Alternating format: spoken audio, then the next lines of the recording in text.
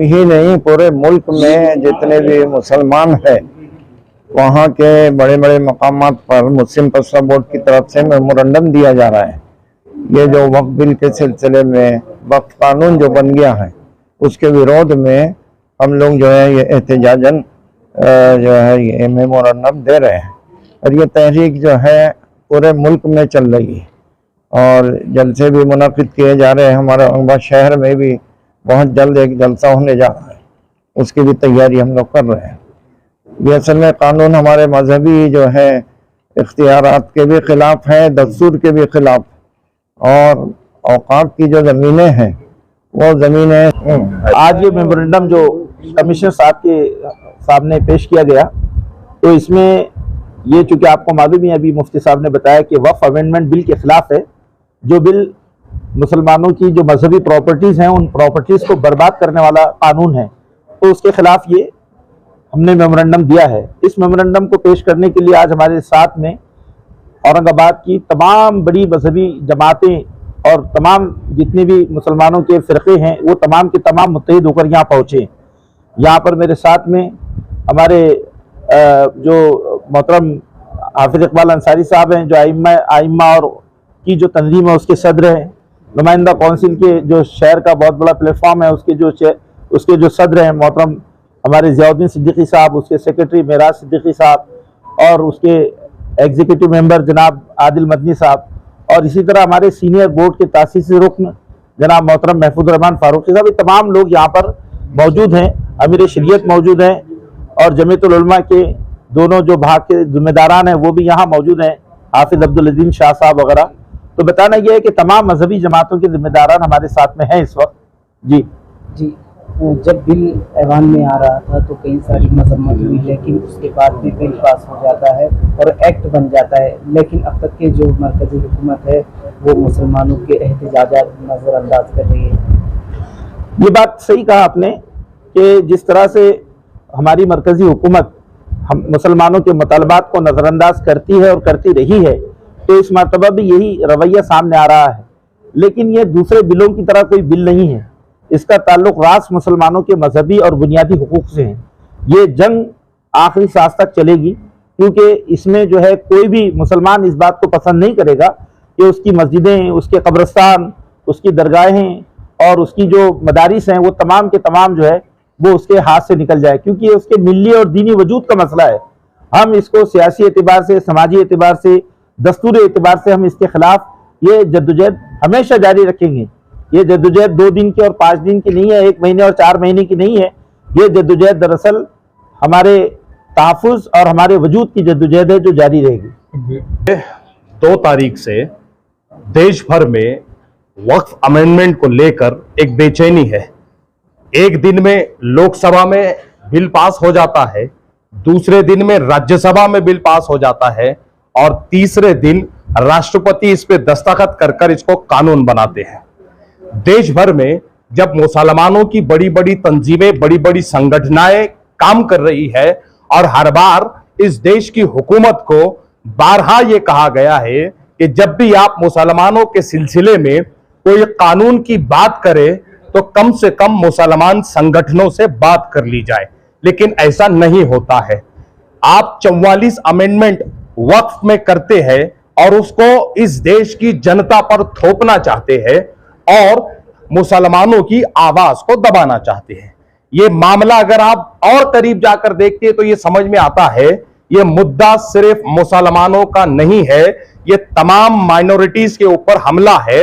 आप महाबोधि महाविहार के साथ देख लीजिए, आप क्रिश्चियनों के साथ देख लीजिए कि क्रिश्चियनों के पास इस देश में 40 लाख एकड़ जमीन है। ये आरएसएस के सोशल मीडिया से जो है तो वायरल किया जाता है। आप सिखों के गुरुद्वारों के अंदर जो है तो हिंदू संगठनों को घुसाने की बात करते हैं और आप औकाफ के अंदर भी जो है तो गैर मुस्लिमों को जगह देने की बात करते हैं, जो सरासर नाइंसाफी है।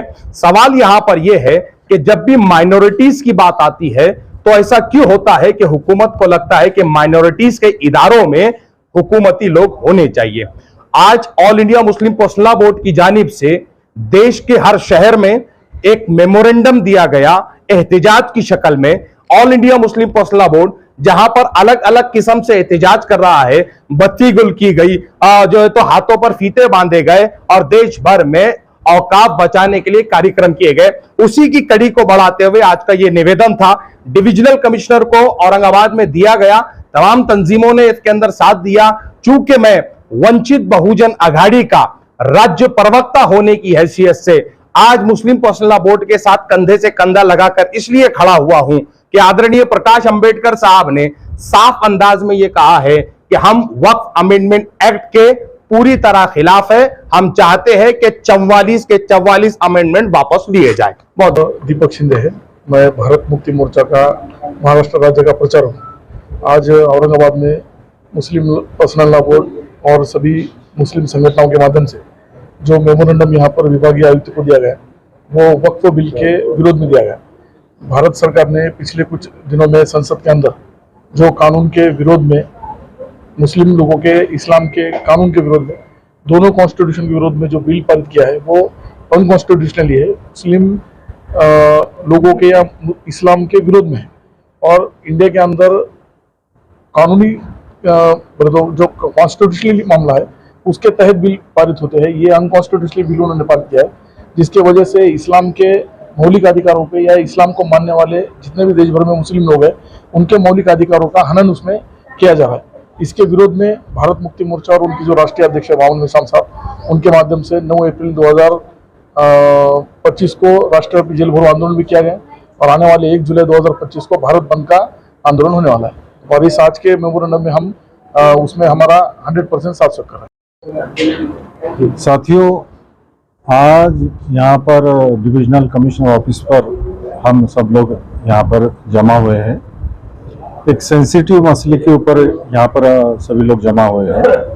मेरा नाम विश्वजीत गुणारकर, बुद्धिस्ट इंटरनेशनल नेटवर्क, ये जो देश भर कार्यरत रहने वाला संगठन है, जो कि माननीय वामन मेश्राम जी जो राष्ट्रीय संरक्षक इस पदानुसार ये संगठन के लिए एक आला अफसर तौर पर काम करते हैं और उसी संगठन के लिए मैं राज्य सहसचिव तौर पर काम करता हूं।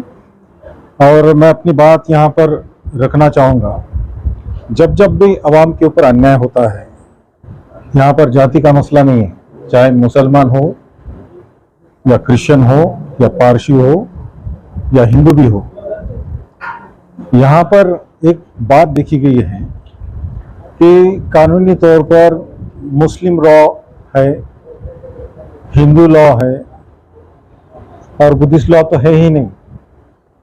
अगर न्याय की बात आती है, जब हिंदू का प्रॉब्लम आता है तो हिंदू लॉ काम करता है, मुस्लिम लॉ का जब प्रॉब्लम आता है तो मुस्लिम लॉ काम करता है। और वक्फ बोर्ड के लिए भी एक सेपरेट कानून है। और यहाँ पर हमने देखा है कि वक्फ बोर्ड के लिए जो गवर्नमेंट के द्वारा, मैं तो कहूँगा गुस्ताखी की गई है, उसका हम कड़े तौर पर विरोध करते हैं। और मैं बुद्धिस्ट इंटरनेशनल नेटवर्क राज्य सचिव के नाते इसका हमारे संगठन द्वारा निषेध करता हूं। और मैं मेरी तरफ से और हमारे संगठन की तरफ से बड़े स्ट्रांग तरीके से इस जो वक्फ बोर्ड का जो मसला जो चल रहा है, जो कि अन्यायकारक है, उसका हमारा कड़ा समर्थन है। और संक्षिप्त में थोड़ी सी अपनी बात और रखना चाहूँगा। ये कानूनी तौर पर वक्फ बोर्ड में गवर्नमेंट का इंटरफेरेंस करना, ये इतनी बात सीमित नहीं है, ये अन्याय वाली बात है। जब भावनाओं के तौर पर राम मंदिर सुप्रीम कोर्ट द्वारा अगर दिया जाता है तो मुझे माफ करना दोस्तों, ये हमारे भी भावनाओं का मतलब है, ये मुस्लिम अवाम की भावनाओं का मतलब है। ये कोई वक्फ बोर्ड का मतलब नहीं है, ये मुस्लिम लोगों की भावनाओं का मतलब है। अगर मुस्लिम लोगों के भी भावनाओं का रिस्पेक्ट करते हुए जिस तरीके से सुप्रीम कोर्ट द्वारा जस्टिस देकर हिंदू लोगों को अगर राम मंदिर दिया जाता है, तो आपकी दखलंदाजी इस वक्फ बोर्ड में कतई कबूल नहीं है। इसी बात के साथ मैं अपनी बात रखना चाहूँगा। जाहिर सी बात है कि जितने भी यहाँ पर धार्मिक बोर्ड है तो उस पे वो तमाम धार्मिक के जो लोग हैं वही उसको चलाते हैं। ये बात